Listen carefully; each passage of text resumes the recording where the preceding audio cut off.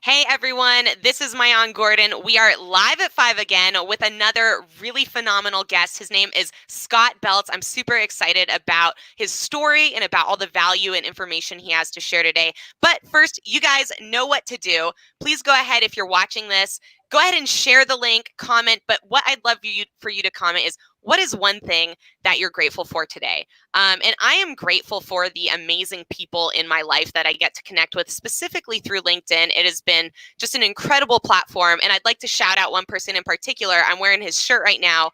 People over everything. Scott McGregor gave me and sent me this shirt and just has kind of an amazing message about people over everything. I think that's a bit of what we're going to touch on today. So Scott, would you mind going ahead and kind of introducing yourself? Let people know what is it that you're up to these days? And if you had to describe yourself as a person, like what are you all about? Thank you so much for that introduction, Mayan, and I appreciate the analysis on the people over everything shirt. That is what Nurture Culture is striving and endeavoring upon to achieve. Everybody, my name is Scott Beltz, managing partner and co-founder of Nurture Culture LLC, and we are dedicated to truth. And my personal manifesto actually is the sword of truth, and everything that truth embodies: collaboration, empowerment, positivity, and optimism. We are seeking that and identifying that within organizations so that we can allow these strengths to be built upon, while also identifying the weaknesses so that we can rectify, and make some tweaks to be able to really just let the positivity speak for itself. So I'm super grateful to be on this live at 5 right now. And, thank you everybody on LinkedIn for watching, and definitely appreciate the support. Awesome. So that's a pretty, strong, I would say, manifesto that you carry within yourself. Let's talk about where that comes from. I think, it really always helps to give context as to like who you are as a person to understand where you came from. So where did you grow up? What was life like for you as a kid? That's a wonderful question, and I appreciate you asking about my background. And I come from the Slate Belt, Pennsylvania, Bangor, Penargil, Wind Gap. There's a few boroughs that encompass this region where a lot of the slate around the East Coast and the surrounding region is pulled from these quarries. So we have a lot of hardworking, instilled values worked into the community that I'm from. My parents are actually from Pottstown, so they migrated north to Penargil, and I was allowed to really grow up in an environment where the small town values were instilled in me: faith, trust, community, and orientation with the growth of other individuals. As a child, I definitely was more on the nerdy side. So, the flood sweatpants and, wearing glasses. And I had a couple friends, but I really had an opportunity to make an impact in the athletic realm of things around 6th grade. So I finally grew into my physique and I started wrestling. I was playing football, and I really had an opportunity to make some friends and interact with people I never interacted with before. However, heading into high school, do you want me to go on with everything? You can go on, except I'll jump in real quick just to say I find it really fascinating. I think wrestling is one of the top sports that instills hard work value. Like every person I've ever met who wrestled in their youth, like got so much value out of wrestling in terms of learning work ethic, in terms of learning that like your body really doesn't have the limitations that your mind is telling you that it has. And I've seen a bit of like wrestling practices at my own high school and just been like floored at the amount of physical strain and just like the work that you go through as a wrestler to just like make your body this incredibly strong, in your mind too, incredibly strong. So I think that's awesome, fascinating to hear. And I think it's really interesting. I've never heard of any of those places that you said in terms of growing up. So were they like relatively small towns? Like how many people were in these different cities or towns that you grew up in or were surrounded by? So it's the northern part of the Lehigh Valley, located near Bethlehem, Pennsylvania, and Allentown, PA. We're about an hour and a half, hour 45 minutes north of Philadelphia. So definitely small town vibe, only a few thousand people. However, the history goes back generations. A lot of immigrants coming over from Europe, immigrating to find work. And it was honestly a humbling experience being a part of a town that really cared about everything we were doing, athletically, academically, and where we were going after the fact. Everybody would always follow up, saw you were going to college here. Social media nowadays, people can stay connected, but definitely the small town vibe with, being able to cultivate that atmosphere throughout, the youth, programs all the way up through. The dads got a little heated. Let's just say that. A little too competitive yelling in the sports. Yeah, no, Yeah. totally. So then kind of bring us into like, what was high school like? How did you either change or kind of further progress down this like hard work community aspect? What happened next? So honestly, there was a big decision that I had to make, and that was related to, should I continue wrestling? In ninth grade, we had an amazing team, amazing athletes, still have friends to this day from the program. However, I really felt that I was a little hard-headed. I thought that I could make it Division I in football. I ended up being, fortunate enough and blessed to receive a scholarship to Bloomsburg University. However, in ninth grade, I decided to completely, go all in for football. And that decision sent me on a trajectory that would have, I wouldn't be where I'm at today had I not made that decision. And everybody came down on me hard. All my friends, all the dads, even my dad at the wrestling meetings was getting flack. And, for a long time, I wouldn't consider it necessarily bullying, but let's just say people weren't happy that I wasn't on the team anymore. So I really had to go inward and find out what's my truth, what do I want to do with my life, and prevent other people from, making decisions for me. I respected everybody wholeheartedly. However, that was a real, big trend towards where I am today. So I would say there's a few other aspects throughout high school, but that was one of the biggest moments, that decision. And, thankfully, I've been able to pick up jiu-jitsu as well after the fact. So I kind of am still grappling, I'm on the mat. But I would have to say that was one of the biggest experiences. Yeah, no, that makes a lot of sense. What do you think? Let me dive into that. What allowed you the capability to be able to like make that decision that was pretty much against what everyone else essentially wanted you to do? Was it just a strong connection to that feeling in your own heart? Or like, what do you think made you like, a lot of people in that situation would have just stuck with wrestling. So what do you think differentiated or allowed you to be able to do that? Well, I definitely believe that we are all a culmination of our positive, negative, and toxic experiences. And just the empowerment of my family, even though they wanted me to wrestle, they backed me 100%, regardless of what they thought my potential would have been in another sport. And that definitely, it affected my school life, my friend life, not hanging out with people I used to hang out with and seeing them every day in class, and them, really just attacking me, for lack of better terminology. I actually got into a little tiff with one of the guys on the team. We said a few choice words. However, what really was the difference maker was going inward and realizing I couldn't do it myself. I needed support. My family was there. We had a lot of hardships, as every family does, coming up through my youth. However, seeing that my father, my mother, my brothers, and my sister were there for me, and they supported me throughout my football career, it absolutely showed that, proved to me that as long as we have people to support us, whether it's an influencer or an associate through business, or, just somebody on the street, if we can empower one another, we can definitely make a difference in our own lives and other people's lives. I love that. That is that's really beautiful, and so true. I think that, most of us are on a path that is relatively unique, even if you're following in other people's footsteps, or even if someone else has kind of walked that same path as you. But because you are unique, it makes your journey unique. And realizing that when you do have people to support you, that you can overcome whatever obstacles you're going to end up facing, gives you the strength to pursue it with kind of the fullness of your spirit. So that's really cool. So what happened after high school? Did you end up going to college? What happened next? That's a wonderful question, Mayan, and I appreciate you, laying this script out. It's very easy to relay your life's experiences when you have somebody asking the calculated questions that you are. And, university was honestly an interesting recruiting process. There were some opportunities potentially with Lehigh, Penn, Colgate, Princeton, and, all those fell through. I actually had a walk-on offer to go to Lehigh. They were like, yeah, you can pay out of pocket. And I was like, we're definitely not doing that. So I went on a visit to Bloomsburg University, a Division II school in the middle of PA, Columbia County. And they wanted me. They said, yeah, we absolutely would love for you to, be on the team. You can fill our last roster spot for this position. And that was really the foundation for my education and my athletic career which I was blessed to be a 4-year letterman, 3-year starter, and a captain, elected captain by my senior year.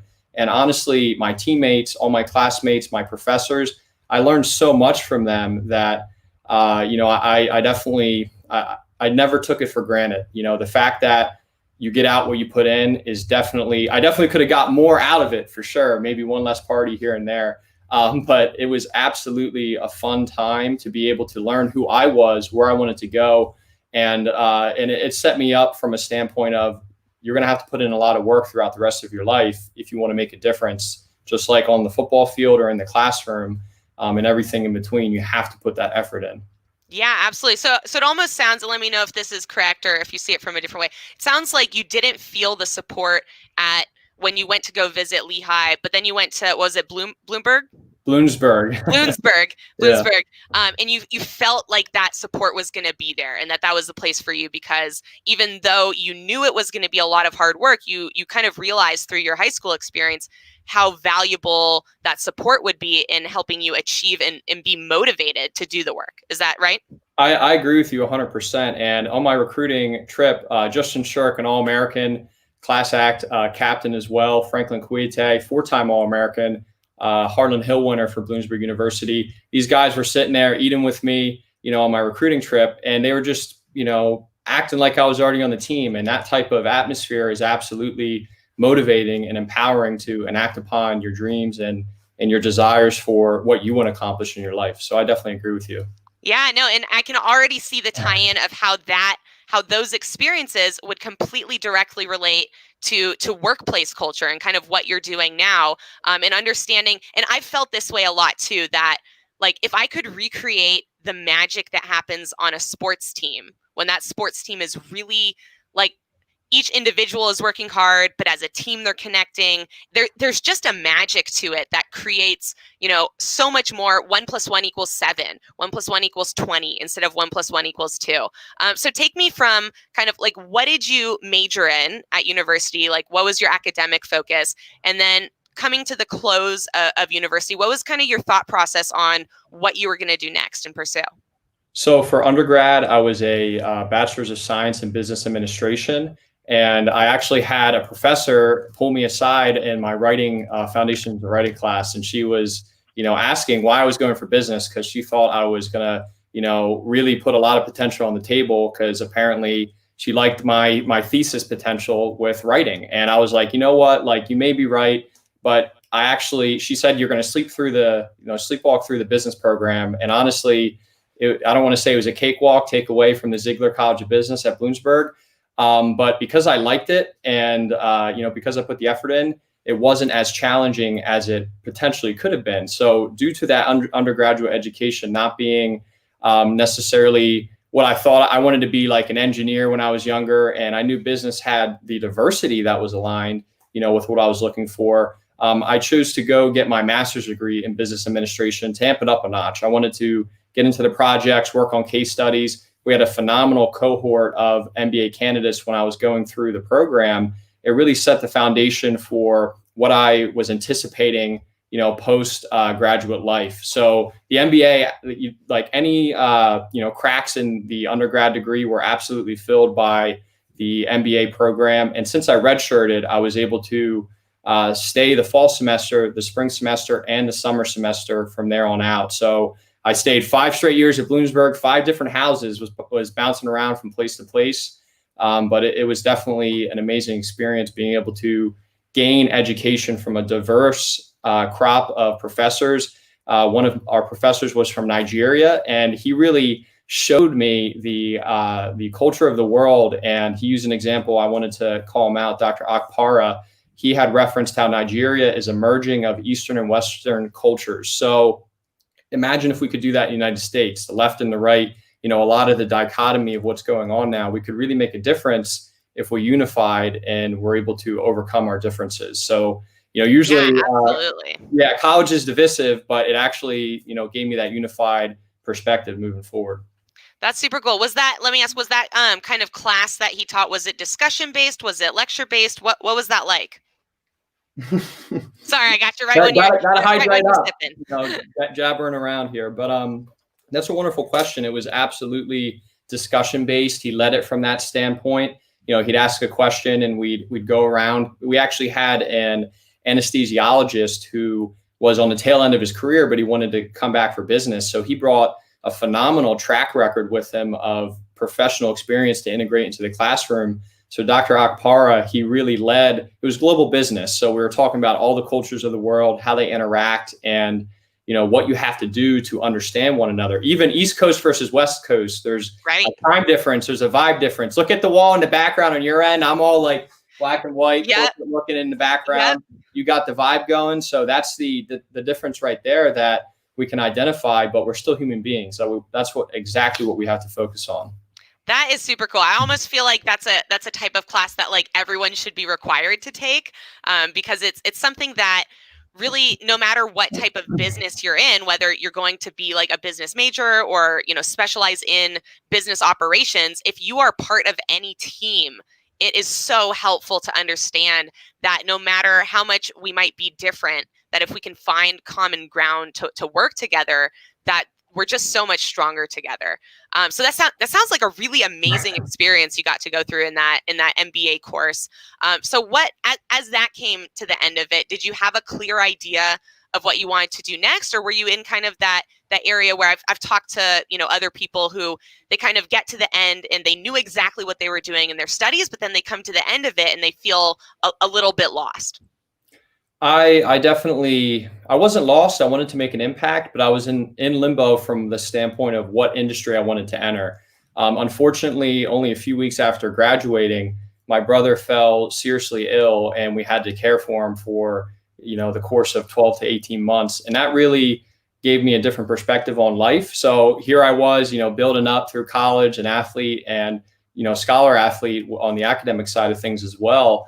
And I was putting my life aside to be able to help my family out, because family comes first. If you don't have family, what do you have? And, it really put my life path, my professional path in perspective that I not only want to make an impact in the company, I want to make an impact in every single company. And how can you do that? You have to start a business. So I got a sales job because we didn't have too many sales classes at Bloomsburg. There were sales classes, don't get me wrong. But I only took one in undergrad. So I wanted to test myself. So while we were caring for my brother and we were caring for each other and our family, I had an opportunity to, go in the energy industry. It was kind of the Wild West, shooting from the hip. But I made 5 sales in a week and a half. And I was like, if I can sell this, I can sell, the thing that you really know the best, because I'm sure energy was probably something relatively new, and that's what made it kind of like a test. Not like energy was new, but selling energy was certainly something new. And once you so what did you realize in that week and a half? Like, I'm sure there were some things that you could look back on and realize, I'm good at this, or I see sales is about this. Like, what are some takeaways that you had from that week and a half of experience? So it was about a month of training and shadowing, and I observed. Like, I think the sales reps I was observing, they're like, all right, Scott, you got to talk a little bit, but usually I'm the chatterbox, but I wanted to find out how to interact with the client. And what I noticed was a lot of the sales reps, they were good, but it was always, it was fake. It was all, smiles to get the deal. Right. And it wasn't truly, they were trying to find the pain point, but when you come in there with that inauthenticity, how can you have that, bridge of understanding to unify and figure out how to help each other? So when I walked into my week and a half, I had to get out real quick because it was a toxic environment. But while I was selling, I really just leaned into the customer interactions in person and said, we're fully all about customer relationship management. We want to change the name of the game for the energy industry. And they received that because they always had a bunch of reps coming in who just wanted to dial for dollars or make a quick buck. Honestly, I sell much better in person. So that gave me a perspective of where I had a strength, and then I concurrently had a weakness. It was tough for me to get motivated to call people on the phone. I could email, I had good templates, but it was definitely, I had to eat the frog with calling people on the phone as opposed to meeting them in person. Yeah, no, that makes a lot of sense. And Timothy here said authenticity is always key. And I completely agree with that, because it's something we can feel, especially in person. you can feel it, you can sense it. And it's something that by itself, I think, opens the door to someone wanting to work with you on any level. So it's almost, I would say, a prerequisite. Yes, there are salespeople who are inauthentic, who have very good numbers. But I don't think it's sustainable. I think, most of the time those people either get burnt out on their own inauthenticity, or it just at some point comes full circle and people realize, hey, there's something better out there. And that better is someone who really, really cares about me first who cares about me as a person first before they care about me as a customer. And I think that's a, amazing way for all of us to really be thinking about how our interactions go. Because in business, no judgment. Of course you're going to think about money. Of course you're going to think about the sale and, getting someone as a client, because that's what kind of the goal of the business is. But if you really make the goal of who you are about people, that can always trump the goal of the business. And that's something that I've definitely been working on over the past really 10 years. And I don't think it's really a process that ever you get to an end point. It's a constant process of realizing what you're focusing on, realizing where your actions are going, and trying to always do better, because all of us can always do better. So tell us kind of what happened next once you decided, I'm going to start this business for myself. How did you get started with that? What were maybe some obstacles or struggles you faced in the beginning, and kind of where has that led into now? With every business, as you know, it comes back to the finances. We had some initial seed money. However, I had to work a part-time job, 40, 50 hours a week at an event business. So flipping bounces. That's like a full-time job. Yeah, full-time job, part-time, full-time job. And it was really fun because I was immersed in an environment that was actually, kind of toxic, but we made it work. The team environment banded together to still get stuff done. So I started scratching my chin and I started, gathering some data based on how that team environment was able to overcome the toxicity, just from the human perspective. And I started to integrate that into our service offerings. We had our initial prospect, the toxic company that I left, the energy company. And I was like, you know what, we're going to try to make them better. It didn't work out. I wish them all the best. Absolutely. But from there, a few months went by, summer 2019, still only working 4-6 hours a week on nurture culture. And then a divine connection fell in my lap. Corinne Ronimus, a PhD candidate for industrial and organizational psychology, she reached out to me. She's like, hey, I like what you're doing with culture. And I was like, yeah, absolutely. Let's collaborate. So we worked together. She was an independent contractor to create the culture observation, which is our flagship service, pre-SEC compliance, human capital reporting metrics. And honestly, the biggest obstacle was just continuing on. I believe it's Damon John had said he worked like 4 straight years at Red Lobster, still making money, trying to get FUBU up and running. And I just put that in the not the back of my mind, the front of my mind, to say, hey, you're gonna have to grind in the short term to have an opportunity to go full time with nurture culture. So that was one of the biggest obstacles, was maintaining the confidence to continue to build, when you're only for able to such build a long time too. Yeah. And not to think like, what if this doesn't happen by, then it's not going to happen. I mean, I think that's a thought that a lot of business people have. Like, I've already been working on it for X number of years. If it doesn't work by 1 more year from now, 2 more years from now, then how could it ever work? And I think that's such a great point. The truth of it is, it's probably not going to work by yourself. In fact, what's probably going to happen, and you can't predict it, you can't see it coming. I love how you described it. It fell into your lap. It probably didn't. Like that person probably was, kind of scoping you for a while, like watching some of your content, became familiar with you in some aspect that you weren't aware of. And then it seemed like, wow, this breakthrough happened. And that's been my experience as well in terms of what I've been doing in the past really 6 to 8 months is struggle. And then, oh my God, who is this person? And I can't believe that they want to work with me and help me. And it really comes from, I think, that belief, like you said, of commitment to your own belief that you set. I believe that this thing provides value. I believe that if I work on it and continue to optimize and continue to work and struggle through the obstacles, that I'm going to come across a breakthrough. And it sounds like that one of your breakthroughs was even just determining what your specific service offering is and where that provides the most value. So tell me a little bit about SEC compliance. I know that this is this is a thing I've heard of that I know probably almost nothing about. What does SEC even stand for, and what is SEC compliance? And just tell me a little bit more about that, because I personally would love to get educated on it. Well, get ready for the education, Mayan, and it comes back to Security and Exchange Commission. The culture of compliance was started in 2003 by Lori A. Richards, the director of the compliance and expectations side of the SEC, and she set the standard for getting businesses, going and holding them accountable, not only with their business operations, the reporting of accounting. Think of all the scandals in the early part of this, two decades I love watching ago. movies about those scandals. Yeah. Absolutely. Yeah.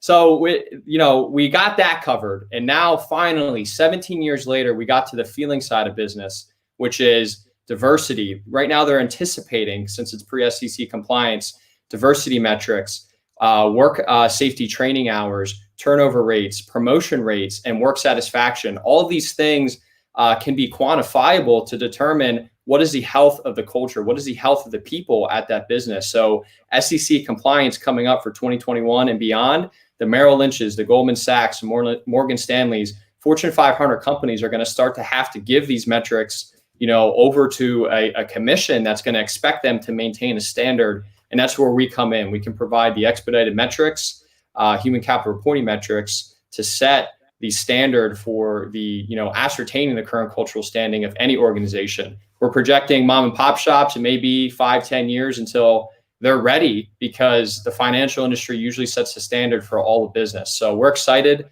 super excited to start servicing, and we're eager to, to get after it.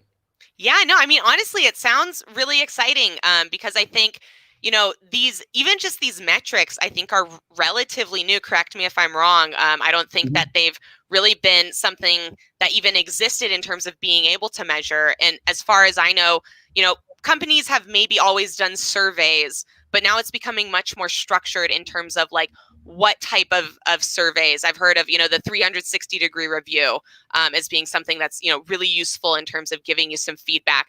So what are some of those metrics, if you don't mind sharing, that are the ones that you kind of look at to see the health of an organization? I appreciate you asking that, and we definitely have proprietary information we don't want to give out right now. Don't share anything that's the secret sauce. But I will say this: the fact that you referenced the other surveys that are out there started as change management, it moved on to engagement and productivity analyses, and now the culture industry is in the baby toddler stage. It's not even in toddler stage; it's just a little infant. And companies are starting to figure out you have to assess the behavioral side of things, the diversity, the flexibility. And for example, people and culture officers, VPs of people and culture, are starting to be integrated in businesses, as well as chief diversity officers. So I will give it out, diversity. So you're saying it's like a new position even that's popping up in companies. Absolutely. Fascinating. Yeah. That's super cool. What are the names, just real quick for me, of say them again, of these like different positions that are popping up, so that people who are, let's say, working in a larger company, maybe like they're watching right now, and they could say, hey, we could really use a chief diversity officer, or that sounds like something that we need in our company.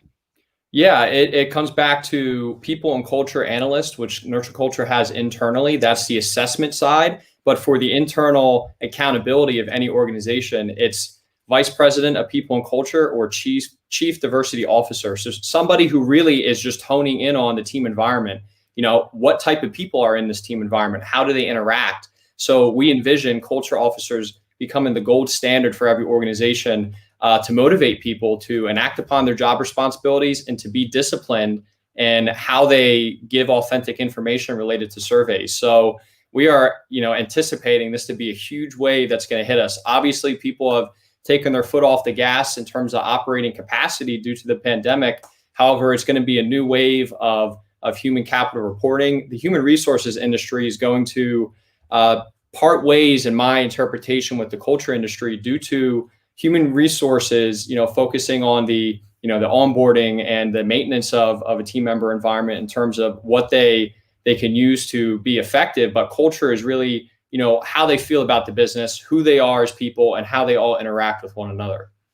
So let me kind of try and reword that. So you think that basically HR is going to veer off in a more focused direction that is maybe more in terms of operations versus in like processes versus being geared So towards the that's emotional a great capacity. point. I appreciate you highlighting that. Human capital management will be human resources, and human capital analysis is the culture side. Culture can obviously Got it. manage. There's going to be some synergy and overlapping, but human resources is needed 100%. They just have so much on their backs right now that the culture industry is going to be able to take off some of that load so they can stand up straight and really just be able to help their team members as much as possible. That's awesome. Yeah. And I just have to kind of shout out, I think there's one company that has been doing this in different words, but in exactly kind of the way you described, which is VaynerMedia. They have a chief heart officer, and her name is Claude Silver, and she is an amazing, amazing woman. And her entire job is to both observe, analyze, and I would say pull at and keep together the heart of the culture of the company and figure out who needs to be talking with who. What are the conversations that people need to be having? What are the environments that they're creating that facilitate strong culture, and make sure that everyone is not only working together, but understands and feels the culture that the company really stands for. So that's, I had to shout them out, but that's really Absolutely. cool. And That can I that's something. compound upon that real quick? Yes. We define culture as the atmospheric, organically evolving energy felt on a moment-to-moment basis among team members. So when you feel that, the toxic manager walks in the room and it's just that swampy feeling, that's culture right there. That's people expressing their emotions without really expressing them. So that's a big point. Somebody who's actually able to assess that real time, and chief heart officer, that's where we need to move forward with conscious capitalism instead of taking steps back into the 20th century with triple bottom line mentality and just really putting people to work without respect. Yeah, no, I love that you added that, because it really is like you need someone who can assess what that feeling is that almost isn't quantifiable. And it sounds like you guys are working though on like the quantifiable side of it, which I think is really We exciting do have the because algorithm. It is yeah, quantifiable. It already is. That's what the that's culture awesome. observation is. And each company gets a culture score. The company culture book is the most important culture item to have in hand, the most important book within any company to have, because when there's a dispute, toxicity, you go refer to that. What happened in the past? Where were we? Where are we going? This is our vision. And how do we get there? It's by preventing those occurrences from occurring. So we definitely have the algorithm. You're calling people out. I'll call out Simon Sinek. He's quoted as asking, I wish there was a tool to quantify culture. We absolutely have it right now, Nurture Culture LLC. That is super exciting. I think that's a kind of a great note to end on. Scott, it's been a pleasure getting to talk to you. I think you shared really so much like super valuable and just really exciting information, especially because I know for a fact that human beings love measurement. And sometimes when we can't measure things, we don't even believe they exist, even when they so clearly do. So to hear that you guys are kind of paving and leading the way towards this new era that I believe, like, I really do believe that we're entering into an entirely new era, not just in business, but in like the culture of the entire world right now.